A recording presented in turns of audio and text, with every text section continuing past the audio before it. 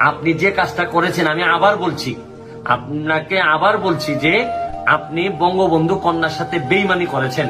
মুস্তাক যেভাবে বঙ্গবন্ধুর সাথে বেইমানি করছিল ক্ষমতার জন্য, আপনি বঙ্গবন্ধু কন্যার সাথে থেকে আপনি এত সব টাকা যারা দেশের মানুষকে ঠকায়, যারা টাকা বানানোর অভিযোগ যাদের বিরুদ্ধে আসে, আমি বলবো আপনি বঙ্গবন্ধু কন্যার সাথে বেইমানি করছেন। আর বঙ্গবন্ধু সারা জীবন দুর্নীতির বিরুদ্ধে যুদ্ধ করতে করতেই বঙ্গবন্ধু তার জীবন দিয়ে গেছে এই দেশের জন্য। আর শুনেন, বাংলাদেশ এখন এমন জায়গায় আছে, জননেত্রী শেখ হাসিনার পক্ষে কোনোভাবেই দুর্নীতিবাজদেরকে কন্ট্রোল না করলে বঙ্গবন্ধু সোনার বাংলা হবে না।